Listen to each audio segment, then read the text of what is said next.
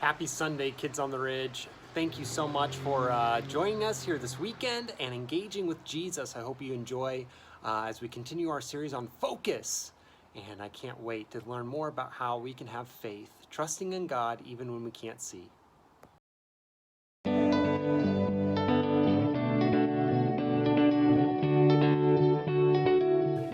Hello, everybody. Erica here, and welcome back to another week in the STEAM Lab. Whenever you're learning new things, experimenting, inventing, or anything else one might do in a lab, you need to make sure you have faith. Faith is trusting in what you can't see because of what you can see. And you also have to have something to work with. Today, I asked a few people to let me borrow their glasses for the day. Cheers! Just kidding! Eyeglasses, not water glasses. I see you. Okay, these are reading glasses. They're supposed to help you see things better close up. Let's see. Oh, wow. Yep, they really work. I see things a lot more clearly. It's like focused, blurry. Focus, blurry. But look what happens when I put on these glasses. They're for someone who is really farsighted. Wow! I can't see anything. I can't see anything. It's like blurry. Focus. Blurry. Focused. Isn't that wild? There are a lot of different kinds of glasses. And the reason is because there are a lot of different kinds of people. Not everyone sees the same way. And today's story is about when a guy named Paul met some people who saw things a little bit differently than he did. Go see for yourself. You see what I did there? Okay. Meanwhile, I've got some more glasses to try on. Whoa. These are X-ray glasses. I can see my bones! Just kidding. Seriously though, when did I get that freckle? The Bible. It's 66 books of history, stories, letters, and poetry that fit together to form God's one big story. The epic adventure of how He created us and loves us so much that He made a way to rescue us. As we travel through the Bible, from Genesis to Revelation, we discover people who met God and found their lives changed forever. Now, for an amazing story, inspired by the book of Acts, chapter 17, verses 16 through 34. Wherever Paul went, he boldly preached the good news of Jesus. This Jesus I'm telling you about is the Messiah. Many Jews and Greeks believed in Jesus, but in nearly every town, a group of Jews would gather to oppose Paul. He and his companions were forced out of Thessalonica, and then later that same group of Jews followed to run Paul out of Berea. Eventually, the believers helped Paul escape to the coast, where he could travel by boat to Athens. Tell Silas and Timothy to join me as soon as they can. Once Paul reached Athens, he walked the streets of the ancient city, disturbed by what he saw.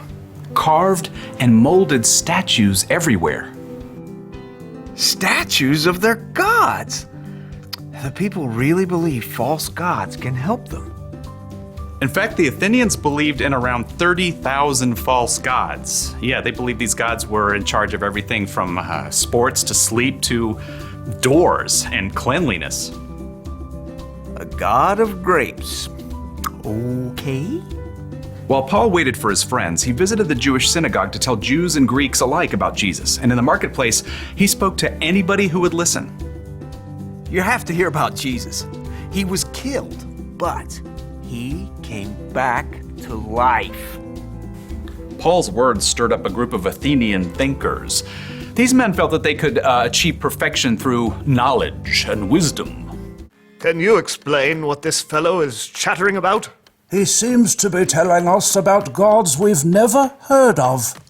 We shall take this Paul to a meeting of the Areopagus. There, we shall reason it out. Set high on an outcropping of rock, the Areopagus was the high court of Athens. And from this viewpoint, Paul could see all of Athens spread out below him. Closer at hand, the gathered Epicureans and Stoics studied Paul. What is this new teaching you're giving us? You have some strange ideas we've never heard before. We would like to know what they mean. Paul took a deep breath. These people treated new ideas like playthings, so he wanted to connect the story of Jesus with something they already knew. People of Athens, I see that you are very religious in every way. We are aware of this. Please proceed. Paul recalled a small carved altar he had discovered while exploring the city. As I walked around, I looked carefully at the things you worship. I even found an altar with "To an Unknown God" written on it. Now, I'm going to tell you about this unknown God. Paul explained to them that the true God created the entire world and everything in it. He created each individual person with a purpose and an adventure to live. He did it so that people would seek him and find him, even though he is not far from any of us. Preposterous. Continue. Paul knew that these Athenians might listen to the words of their own writers that might actually reflect something of who God is. In him we live and move and exist. As some of your own poets have also said, we are his children. An interesting point. Paul told them that people are God's children. God is alive and real, not some carved statue or molded from gold. And now by sending Jesus, God was telling everyone everywhere to turn away from the bad things they've done and to follow him. God has proved this to everyone by raising Jesus from the dead. Preposterous. Fascinating. More like fantasy. Get this joker out of here. No. This is new, fresh. We will hear you speak about this again sometime.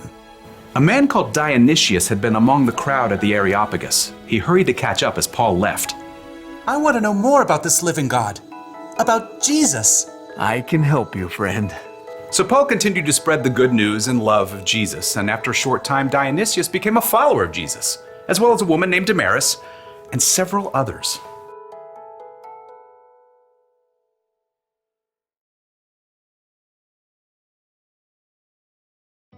I know it's a banana, but it just looks like a blurry yellow blob. Whoa! It's hard to focus when you can't see clearly, but I think it's important to try and see things from another person's point of view, like Paul and the people in Athens. They believed in different gods than Paul. That's why Paul tried to see things how they saw things, so he could tell them about Jesus in a way they'd understand. He told them about the living, one true God who created the whole world and everything in it. And he told them that God proved how powerful he was by bringing a man back from the dead. That man was God's son, Jesus. Many of the people from Athens had never heard of anything like that before. Some thought Paul was kind of crazy, but others wanted to hear more. And Paul was able to help them know Jesus the way he knew Jesus. That's something we can do too! It's the one thing to remember today. You can help others know Jesus. That can be easy if you're talking to someone who sees things the same way you do. But when someone sees things differently, when they believe differently, or when they've had different experiences than you, it helps to try and see things from their point of view.